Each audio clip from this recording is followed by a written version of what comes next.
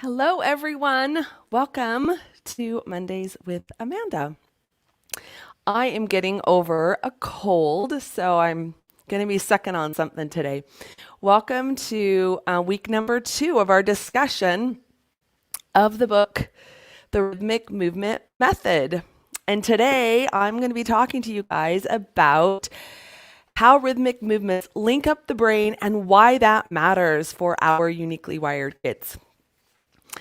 As you hop on, please say hi to me. Let me know that you are here. That helps send this out to other people in the group. As as you engage during this live, it helps get this out to more people. And I would love your help and support on that. That would be awesome. Okay, so how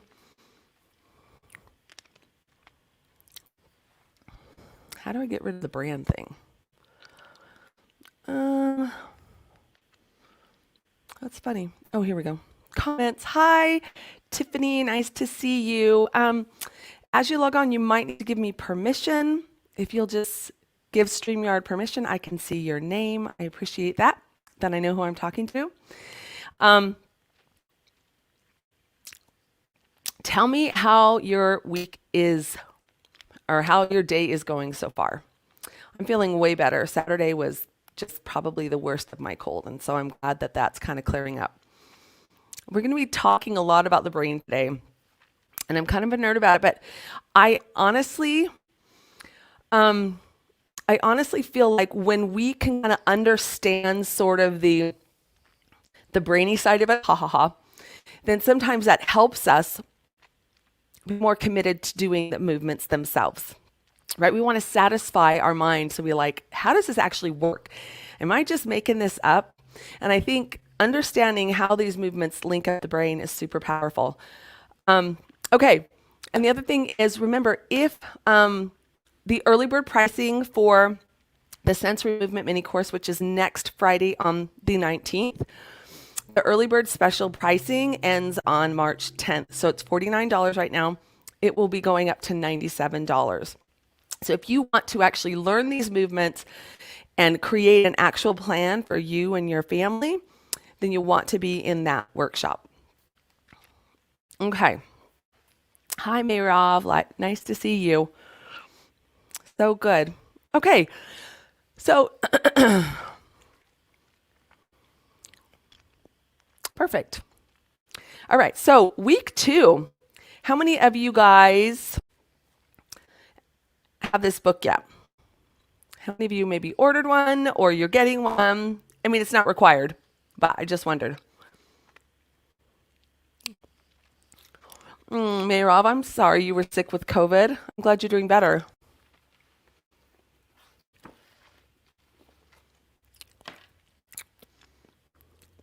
Okay, Kirsten says, last night my 5-year-old was up multiple times, but #win. We have had a week of good wake-ups after doing the rocking movement each night. Oh, I'm so glad to hear that. So cool. Hi, Chris. How are you? It's so great to see you too. Chris is a dear friend of mine from Montana. So good to have you on here. Tiffany, I get mine tomorrow. Cool. Mayrav, it was horrible. Yay, I'm so sorry. Not yay, but okay. So let's go over our wins, right? So we're going to go over some wins that we had that were posted in the group. And mine is actually at the top of the list. You might not have seen this, but remember my daughter had a 1-week restriction. So my uniquely wired daughter, she was on a week restriction from her phone. And she's my first kid that I've actually had to restrict on the phone. So it wasn't something I was familiar with or how to do it in a way that kept her relationship strong and helped her to problem solve and to learn from the experience, right? Like valuable skills. But what was really cool is we were talking about it and I said, so what did you learn over the week? What connections did you make? You know? And she said, well, I realized that I didn't lose my friends. So when we first talked about this, she was really, really afraid that if she didn't have a phone for a week, that she would lose all her friends. And I can see why. When we've just moved from Texas and her friends, most of her friends are there, and she's feeling like that's her way to communicate. And so I had a lot of empathy for her about that. But that was the first thing she realized. She's like, I didn't lose my friends, which is a huge, huge learning for her, because it's true. We can keep our friends without having to be on the phone 24/7, right? Yeah. And so we had a great conversation about, she also said, sheepishly, she said, well, I kind of liked not being on the phone so much, but I still want my phone back. Right. So she was honest that she liked a bit of a breather from having technology in front of her face. Not that she didn't want to have her phone back, but she'd made that connection that it was like, there's something nice about not being on a device all the time. And she figured that out by herself. So that was an incredible win. Okay, Sarah Faust said, today I'm showing up as myself, not my problems. Okay, so Sarah is in our monthly coaching program, and she has been going through so much incredible growth right now, and she posts a lot of this stuff inside the group. And so one of the things she posted that is so amazing, she says, I pledge to be loving, kind, and respectful, monitor my own feelings and mood, be present, take care of myself, and learn how to validate others. So Sarah is showing up for herself and showing up as herself rather than trying to please anybody, right? That's a wonderful skill to be practicing. And it honestly, something we have to continually practice and work on, is to show up for ourselves, right? To take care of ourselves, so we don't end up being resentful and kind of a victim to our circumstances. And when we're raising uniquely wired kids, like we have just more complex kids, oftentimes we can feel like we are a victim to our kids' behavior, to their choices that they make. But we do learn, obviously, over time that really how we show up as a parent has the greatest impact on our kids, right? We can't control our kids, but we can control ourselves, and we can be committed on how we want to show up as a parent. And so Sarah, it's a great way to do that. Okay. Allie is also in our coaching group. It says, yesterday before opening the car door, I asked my son what he needs to do before opening the door and getting out. He stopped and said he didn't know. So I told him he needs to look if a car is coming. He responded with, okay, that's a new one. I can do that. #win. Yeah, so good. Thank you, Jen Chase, for helping me word it for him. I slept so much better last night not worrying about this issue. Yes. So some of our uniquely wired kids, we really have to teach them, what to do in certain situations. Sometimes they don't make those connections. So well done, Allie, on that.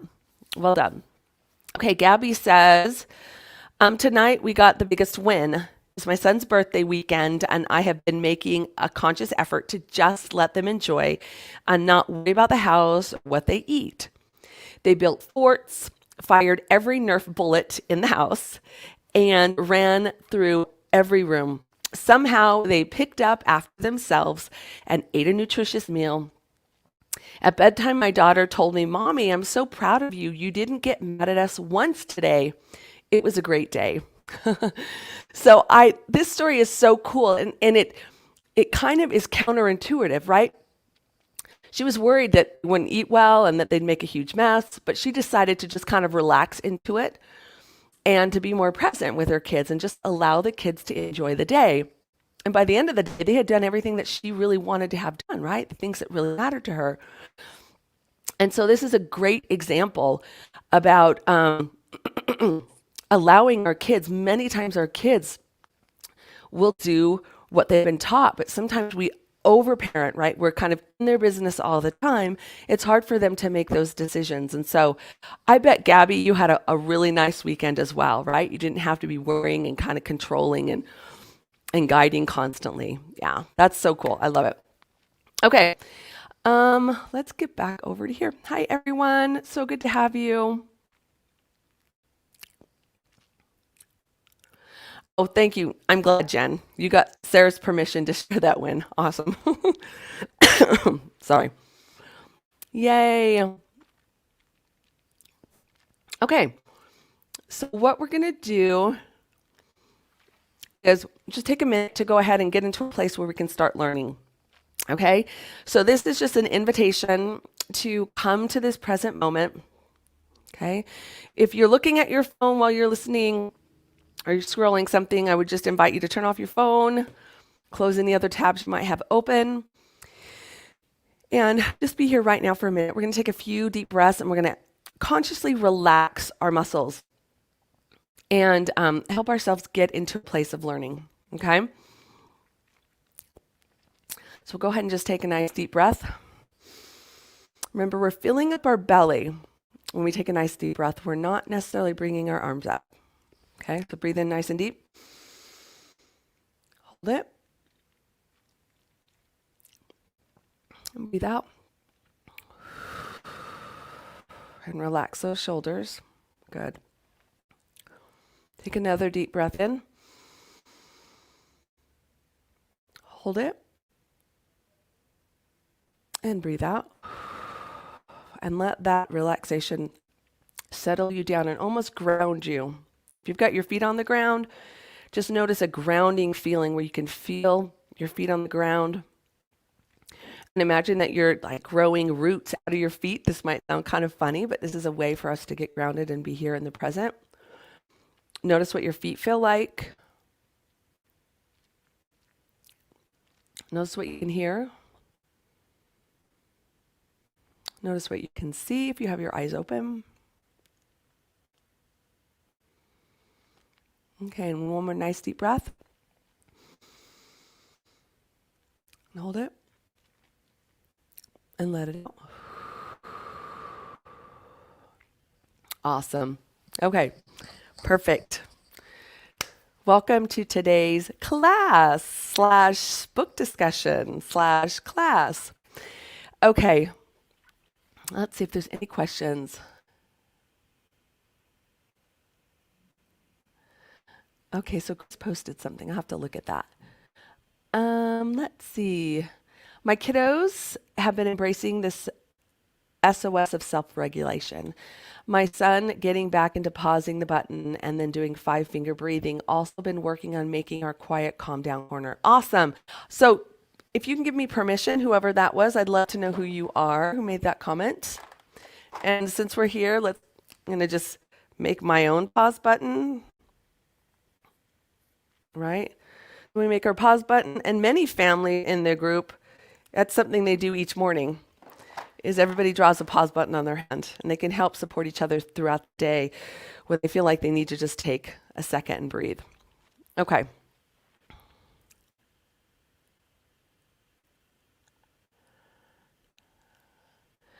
Okay, perfect. So what I'm going to do now is I'm going to actually do the presentation on the brain, and I will answer your questions at the end just so that I can have this teaching part.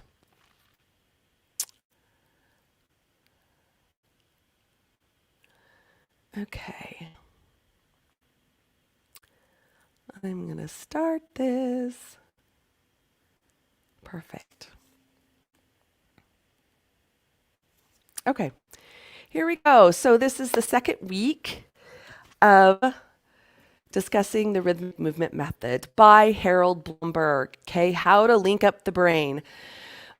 So this was really a lot of fun for me to study this, and I was able to go in even deeper into the brain and how each of these baby movements link the brain up. So as you know, we've talked about this before, when a baby is born in utero, there's a programming in the brain stem. Okay, and this brain stem has a couple main roles.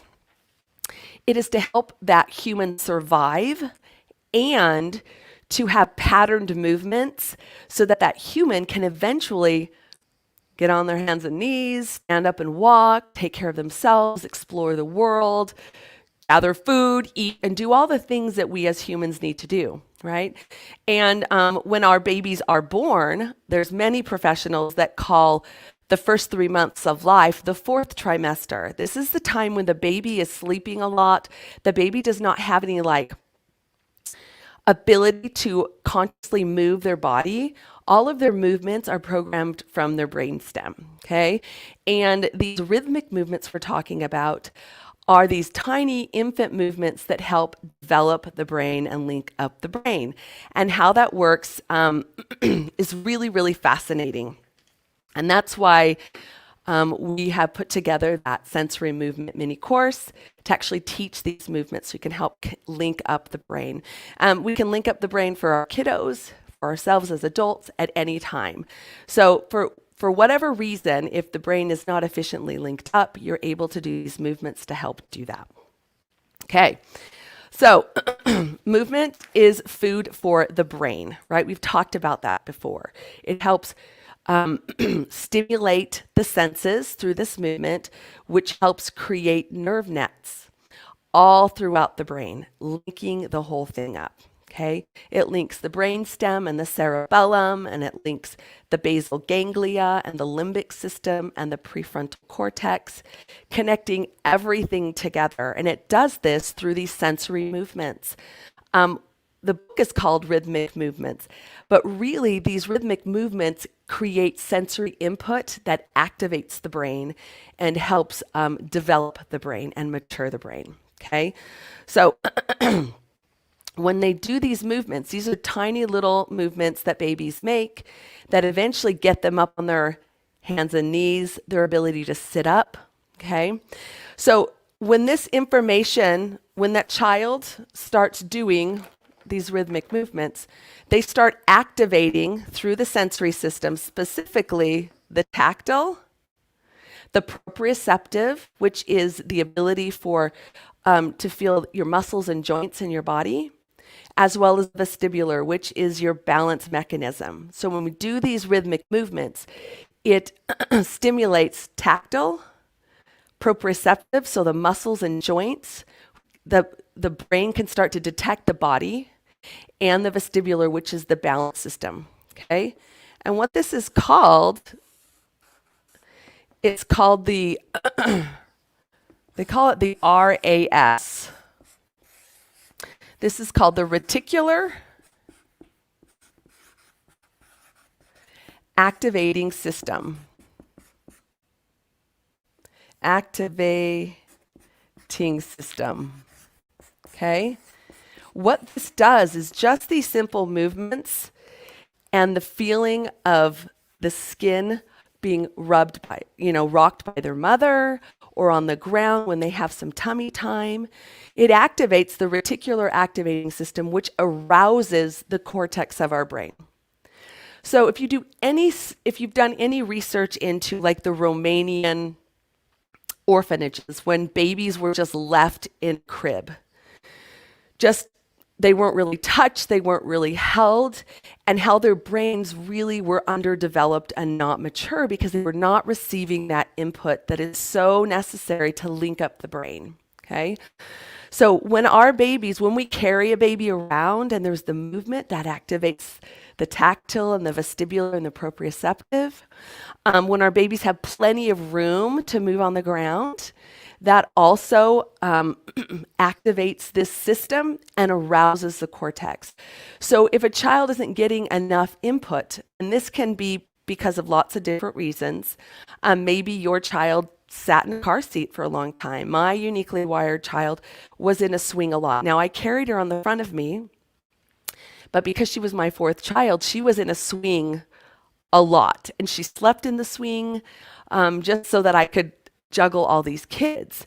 And then kind of genetically, we have some ADHD. And so she never actually crawled either. So with those two things, I know that's what kind of contributed to her learning challenges and her behavior challenges. And so just the movement of a baby, the rocking of a baby actually stimulates the brain and starts creating these nerve networks in between. Okay. Now, in the brain, when you have a nerve cell, it communicates one with another. And what's so amazing about it is that if you've got an impulse or information going to one and it's they don't actually touch, but it sends this electrical impulse of information through another nerve, it actually sends a feedback as well. So it sends the information and a feedback about where that information came. So you're not only making nerve networks, but they're coming back and forth, and you're making these nerve nets all throughout the brain. Okay. What's amazing about these movements is that if your child, maybe it's been adopted from another country, oftentimes their brains aren't quite as mature because of multiple reasons. Okay. Your child, or you might have been in an accident or had some major trauma. Those things can also activate the survival mechanism, which can keep us in fight or flight all the time. Now, for some of us, as we get older, and we've talked about primitive reflexes, those reflexes can be activated again, which makes it difficult to do everyday things and to just be able to go throughout our day without feeling anxious and overwhelmed and frustrated. Okay, so here we have the brainstem, that movement of the body. So the baby feels stuff, right? And it feels the proprioception information's going to the brain as well as the vestibular. Okay. So that's why it's super important to rock and touch and hold our babies. Now, if you have a baby who has a reflex called the fear paralysis reflex that was never integrated in utero, it's supposed to integrate in utero, and some babies they don't. These are the kiddos that never wanted to be touched, even as a baby, and they weren't able to self-soothe. And they're hyper sensitive. So these tiny baby movements can still be applied with these kids and can help mature the brain. You just have to go at a much slower pace with them, okay? And that's when I talk about rocking the bed.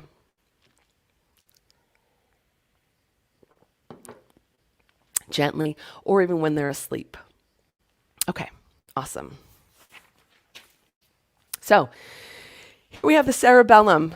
The cerebellum is kind of a bowl off of the brainstem, and the cerebellum is key in linking up the motor cortex.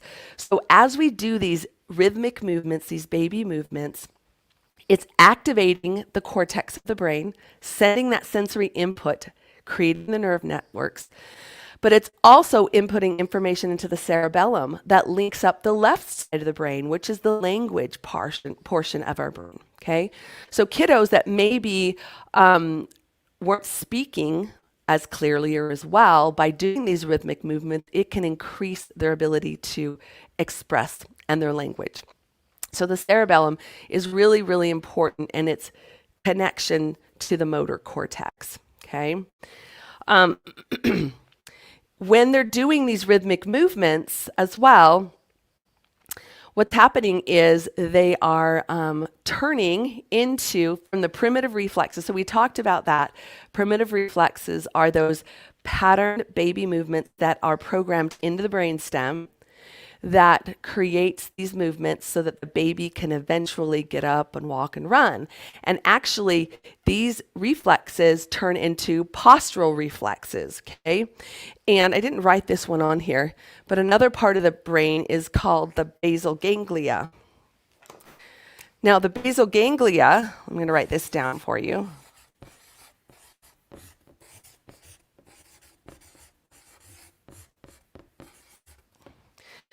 The basal ganglia is the part of our brain that actually is connected to our ability to sit in an upright position, to have posture, to be able to walk. So the primitive reflexes eventually integrate and become the lifelong postural reflexes. So some kids who still have these reflexes, these movement patterns that should have been integrated by the very latest 3 years old, have challenges with behavior and focus and learning, self-regulation. These are kids who have a hard time with impulse control because these are automatic movements. And one of the things that makes it difficult, and here's an example. So one of the reflexes is called the ATNR.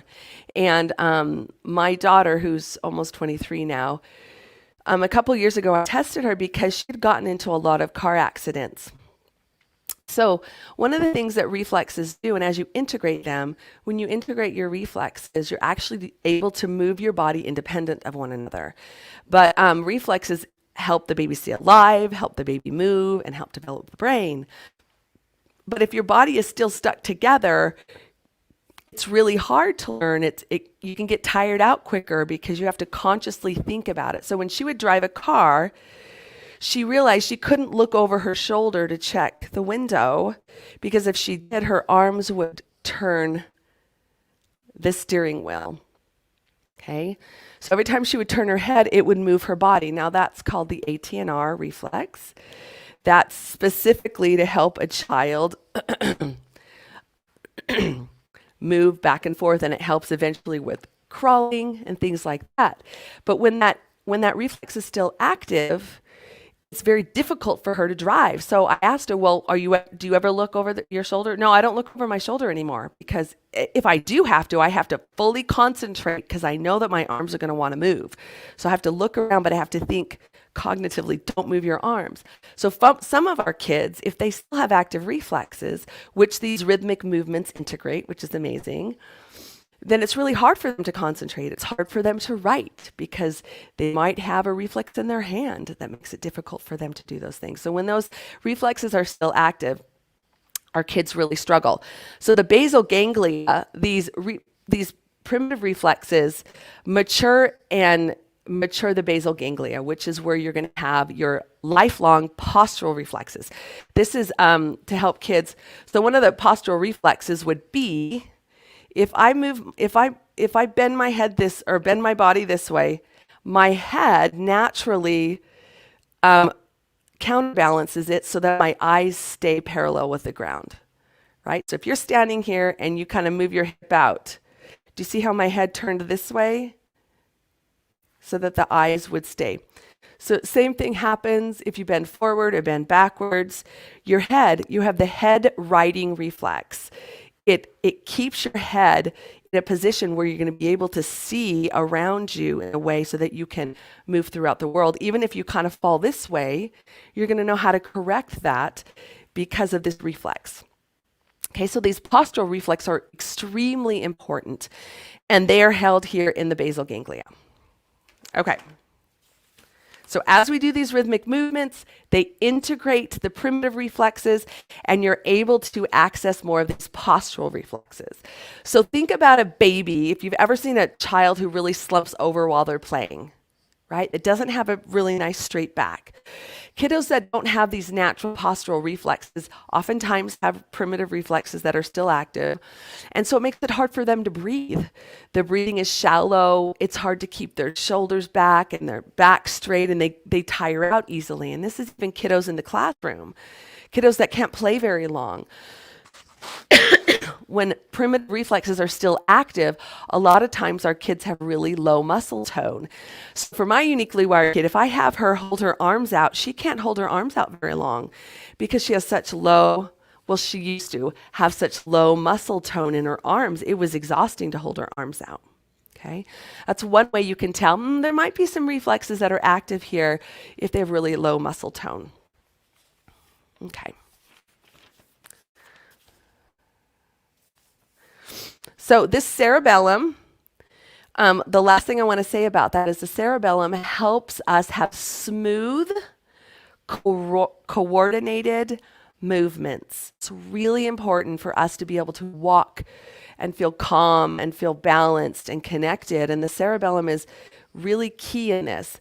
And the cerebellum is connected to the vestibular nuclei, which is the balance system in our body. So if we haven't received, or our child didn't receive enough input, right, from moving or rocking or swinging, oftentimes they might be hyper or hyposensitive.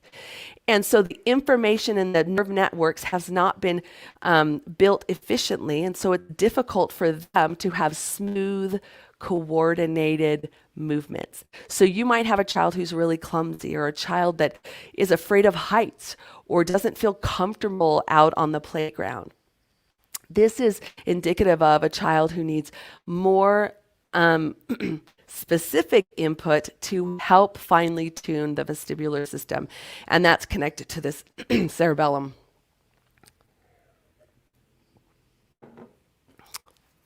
Sorry, I've got a really big tickle in my throat.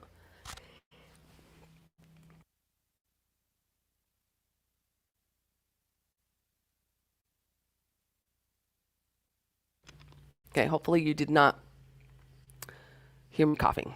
Okay, awesome. So again, the reticular activating system. When our kiddos, hold on one sec.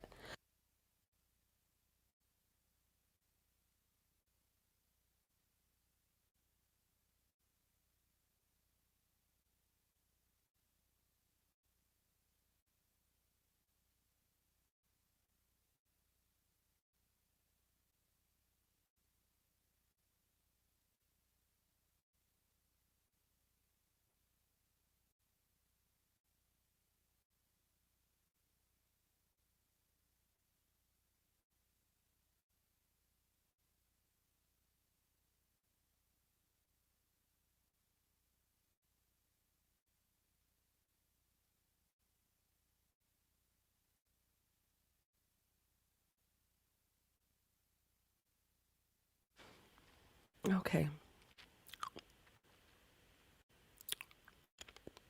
awesome. Okay, hopefully you guys can hear me. I've got this tickle in my throat that I'm not sure if I'm going to be able to get through all of this. Let's see what we can do. Okay, so these rhythmic movements create sensory input that arouses the cortex, that helps our kids be interested in learning, interested in exploring the world around them. Okay. For some kiddos,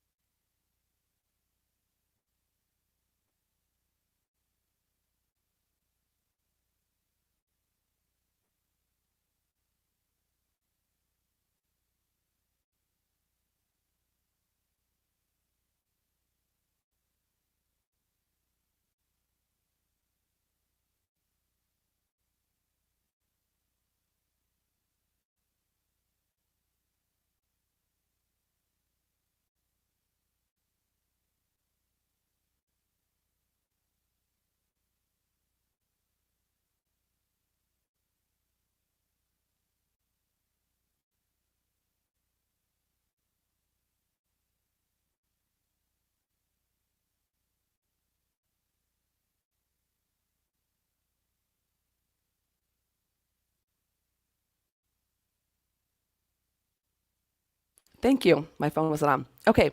So we were talking about the basal ganglia. So the basal ganglia is where those lifelong postural reflexes are out. And I did. I think I have my audio on now. You guys should hear it. Okay. And the basal ganglia is key in controlling the motor cortex of our body, right? Our ability to move our body and to do it voluntarily.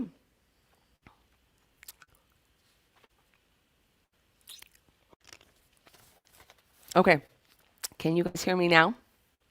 Are we good?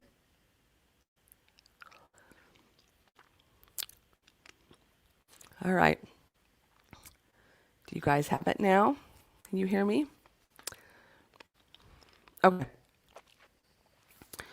The basal ganglia helps us, the brain keeps us stable to be able to sit still in a chair.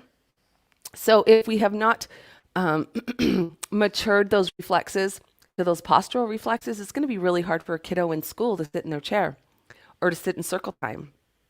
Okay. Or it might be uncomfortable for them to sit on the ground.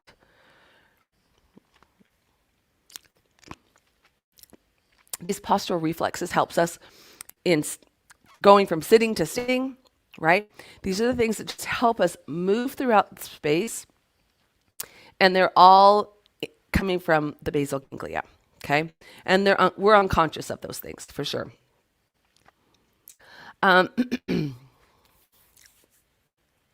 So if the basal ganglia is underdeveloped, okay, if your kiddo still has reflexes that are active, that he's having to work up against, right?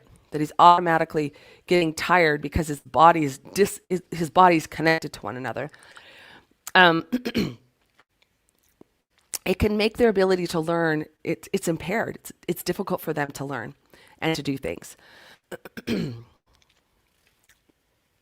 So I already told you about Natalie with that reflex, right? When she looked over her shoulder, her arms would turn in the car. And so she'd had a hard time driving until she figured that out. Okay, so the next part is our limbic system, okay? And so all of these things are helping to, these rhythmic movements help create more neural networks throughout the entire brain through the sensory input that these rhythmic movements bring. The sensory input of tactile, proprioceptive, and vestibular. So the limbic system is how we internally feel, right? So through the vagus nerve, it goes throughout all of our inner organs and sends back information to our brain to know how we're feeling inside, whether we're hungry or if we're tired, right? And so the limbic system is really oftentimes about our internal environment.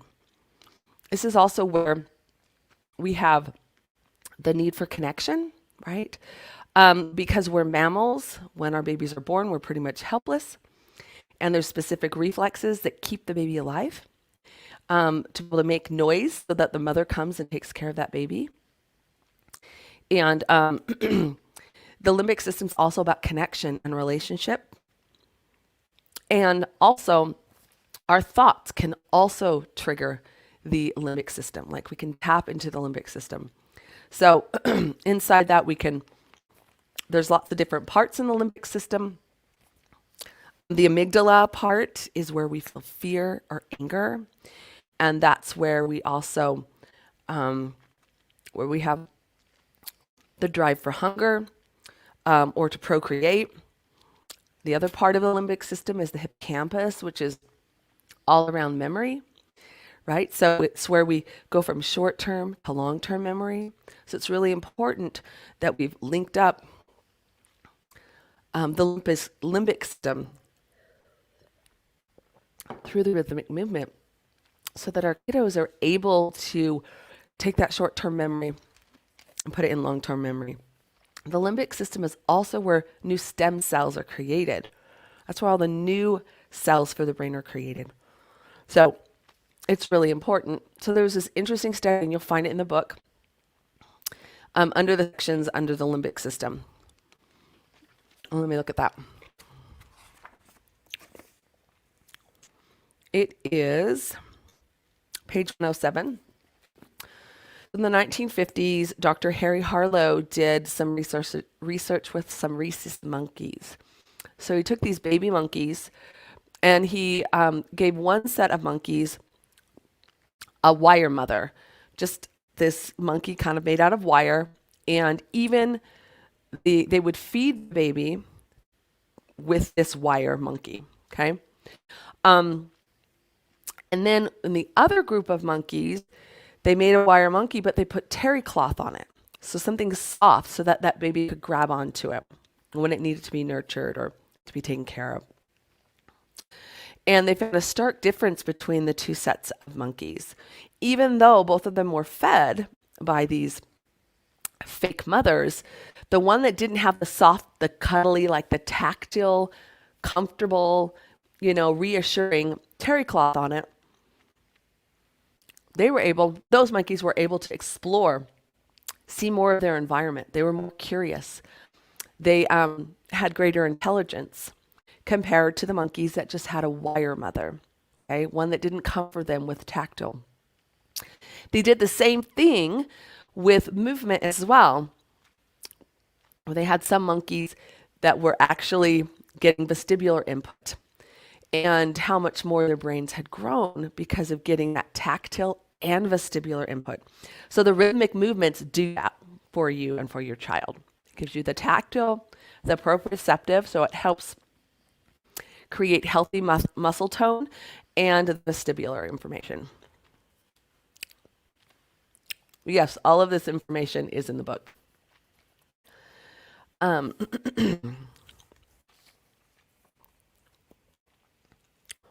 Okay, and the last part is the prefrontal cortex. For many of our kiddos, if we have ADHD, or we have kids who have executive functioning issues, right? They have a hard time planning. They have a hard time judging how things need to unfold, right? It's difficult for them to interpret the outer environment along with their inner environment and come up with the best solution. Okay. The rhythmic movements, as you continue to do them, we have access to all parts of the brain. Okay. Because, like I said, movement was already programmed into the brainstem, and that's how the brain develops. That's how we create more nerve networks all over the brain. I'm going to read from page 130 because there was a cool thing in here I wanted to read to you guys. Okay. So the prefrontal cortex controls thought and feeling. Okay. Not until the nerve connections between the limbic and the prefrontal cortex are sufficiently developed are we able to integrate information about external events with our inner emotions, drives, experiences, and memories, and react in an appropriate way. So for many of our kids,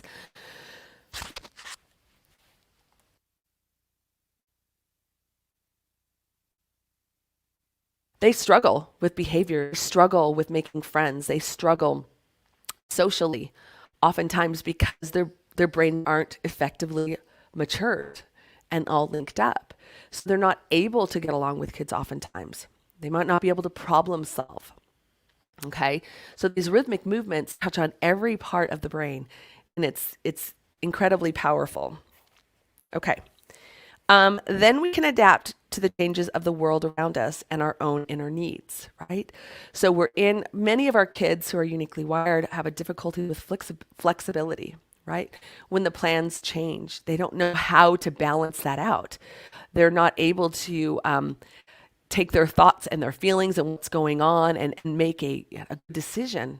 Oftentimes they throw a tantrum. They are out of control. They refuse to do things. They have oppositional defiance. They're aggressive perhaps, right? And this can all be helped, all be improved by doing these rhythmic movements. So it says in here, you could say that the prefrontal cortex is a comprehensive operational system, the task of which is to coordinate all our activities, talents, creative abilities in relationship to the surroundings and our inner needs, right? So this is like, it sees the big picture, right? It's like the prefrontal cortex makes, you can make planning, you can see the future, you can imagine the future. For kiddos that are stuck in the limbic system area, they're not able to make those decisions and they're really reactionary. They're stuck here in all the emotions. And even before that, you might be stuck in fight or flight, which is a survival mechanism, right? We talk about this. That's why pushing pause, breathing, relaxing, helping those kids get that sensory input that helps relax them, we can start accessing more of our brain. So we might have have built some of these nerve networks, but for whatever reason, we're constantly in fight or flight. We have to start learning new patterns. Okay, and these rhythmic movements help do all of that. Okay, I hope that makes sense. How they link up the brain. I know that was a ton of information, so let me go back, everyone. Let me turn this one off. Hold on.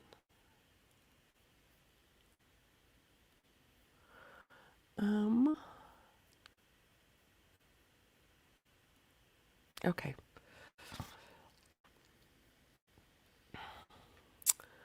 I've got too many of these open. Okay. All right. So do you have any questions about this now? I know there's a lot going on here in the comments, and I love it. Oh, okay. Page number that I just read from was 130. 130. Yeah. Okay. And I spent most of the time here in chapters 5, 6, 7, 10, and 11. That's where most of my information came from today. So the brainstem and rhythmic movements, the cerebellum and rhythmic movements, the reptilian and basal ganglia, the limbic and rhythmic movements, and the prefrontal cortex. So those are all the areas that I read and discussed here when I went over this. Yeah. Okay. So the child must be given opportunities to stimulate and organize their brains by playing and moving around. So in here, our ability to play is also held in the limbic system. And so play is really powerful, and it helps us get into, a neurological, social engagement place through play. That's what's so powerful about games and playing physically with one another. And that helps also link up from the limbic to the prefrontal cortex. Okay. Awesome. You guys could all hear me. Okay. Does anybody have any questions?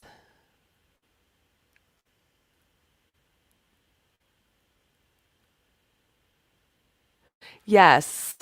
Yes. So, let's see. If there's any other questions about this. So needless to say, all of the rhythmic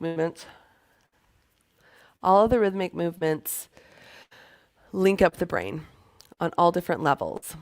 And it's because you're getting that sensory input that naturally creates more nerve networks that helps you access all parts of the brain.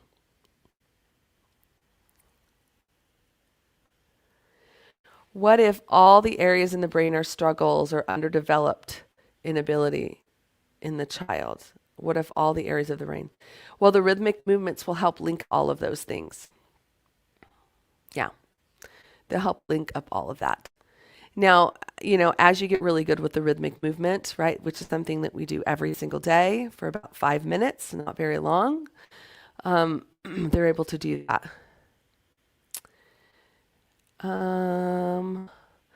If the area of the brain are underdeveloped and a child struggles in all these different ways, you still do the rhythmic movements.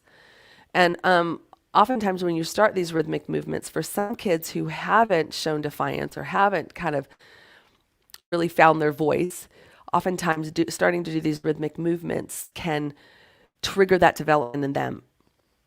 And so you might have a kiddo that starts to be a little bit more difficult to deal with, but that's the natural development that happens as you do these movements.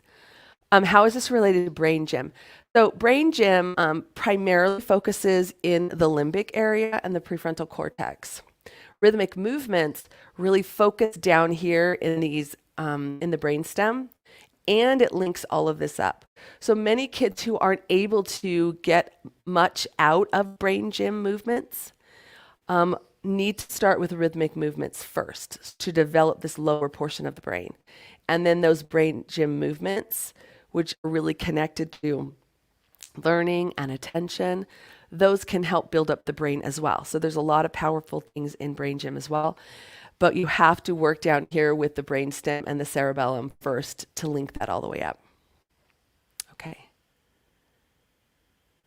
Nope. All of the movements do all the areas because they're all programmed into a baby, and so these are just replicated. Yeah, you don't pick one over another. Whichever movement your child likes to do first. So if you've been in my workshop, I teach you the rolling of the bottom as the first movement. So if your child likes that, yeah. Perfect. Okay, who's confused? Is there any part of this that didn't make sense? Or maybe it was so much information?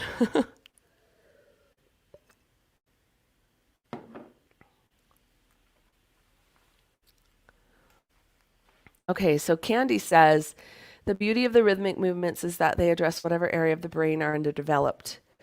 That's the amazing part because you don't need to know what area needs work. The rhythmic movements organize all areas. Yes. Yeah, it is pretty amazing. So Candy is been a pediatric occupational therapist for 17 years. And she joined my workshop last September because I was teaching about reflex integration and these movements. And you get to hear a lot of her stories and case studies in the workshop that's coming up next Friday. So we have the sensory movement mini course, which goes into this information, but teaches you the movements and other poses and breathing that help to connect the brain and mature the brain. And then you'll also learn how to create a plan for your family. So if you're interested in participating in that, the early bird special is till March 10th. So if you want to get in at $49, just sign up by March 10th. Then after that, it's $97. If you're already in my coaching group, which quite a few of you are on here, then that's a part of the monthly coaching. Yeah, so you just get to be in that. Okay. My son finds that he is so tense that it hurts a lot to do the movements. Am I not doing it correctly? That's just showing that he has a need to do the movements more gentle and maybe less for a little bit of time. Yeah. So when our kids are overly tense, that's oftentimes reflexes that are still active. And so it's keeping the body rigid. And Candy might have some perspective on that as well. But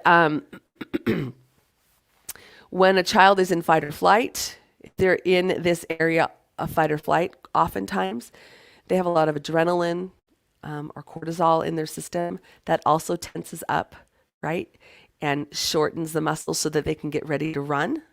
And so for some kids who are perpetually in fight or flight because they have not matured the brain, then their muscles will be really tense or really, really slack and low muscle tone.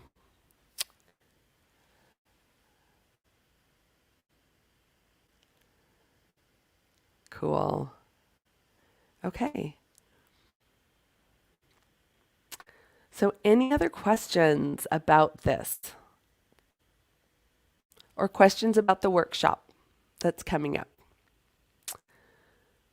Or questions about the monthly coaching, the Family Thrive Academy. If you'd like to get more help and support, then that is always an option. So it's $97 a month to be in the coaching group, or you can pay for the whole year and get 2 months free. And each month we have at least 3 calls a week to help support you. We have sensory movement call with Candy, who helps to adjust and help you with these movements with your kiddos. And we also have Jen, who's a coach, who helps with beneath the behavior to really track and figure out where the behavior is coming from so that you can stop it before, it escalates. And then we have open and live coaching. We have our mindset mastery. So we have a lot of wonderful coaching opportunities. You don't have to come to all of them, but they're available to listen to later. They're there to help you answer your questions, to help you build your family team. Yeah.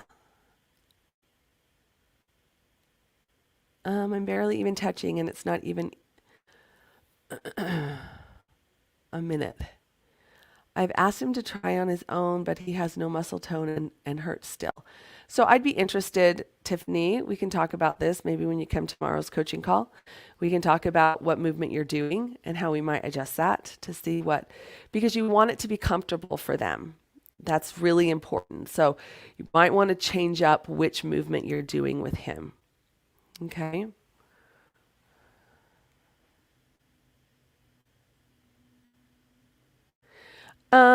Yes, you could totally watch the sensory training. It's inside of the membership site.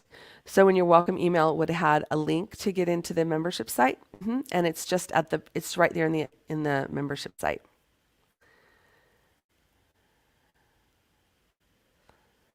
Oh, thanks, Tiffany. Yeah. Perfect. Yeah, I'll give you the link to get into the membership site. So you can watch it first. Okay. We're almost at the top of the hour, and I'm so glad that I got to share with you what I've learned in this book. I know there's a lot of words, but you probably heard some of them in your life a little bit, right? So if we just broke it down, this sensory movement input is so important to link up the brain and mature the brain. No matter what your age is, doing these rhythmic movements really help you on many different levels, to balance emotions, to be able to remember things, and to be able to function more effectively and efficiently. And so I do these movements almost every single day myself. They help me calm my nervous system. That's probably the biggest one. And I also do them because I like to stretch. And when I do a few rhythmic movements, it relaxes my muscles so that I can stretch quicker and deeper. That's just a side note.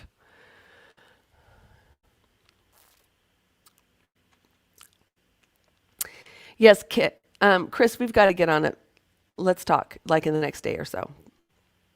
I'll reach out. Laying on his stomach, hands flat face, laying on them, then me rolling his hips side to side. So here's the thing.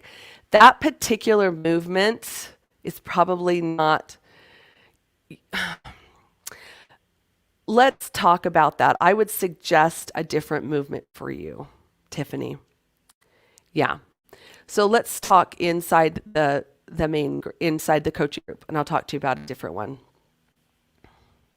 Yeah. All the movement videos are within the group, within the membership site. So I'm glad you guys are telling me that so that I can get clear and make sure that you guys have access to that. Okay. Awesome, everyone. Okay. Tiffany and Kim, so glad that you could jump on here, Candy, and give your insight on all of this.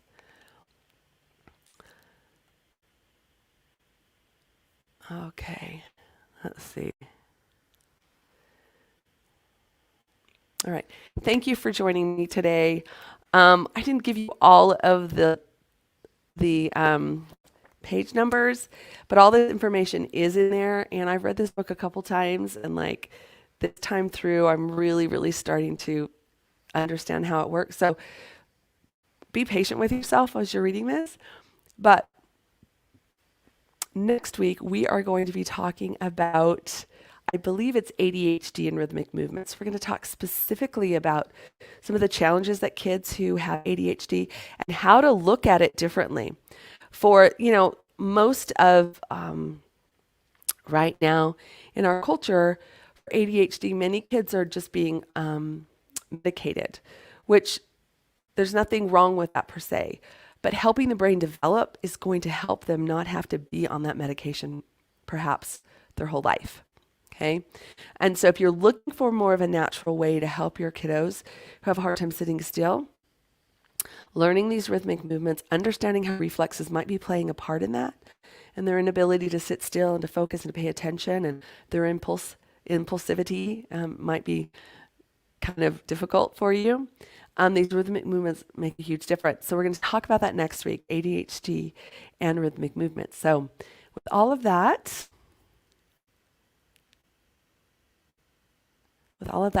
we'll say bye. Have a great day.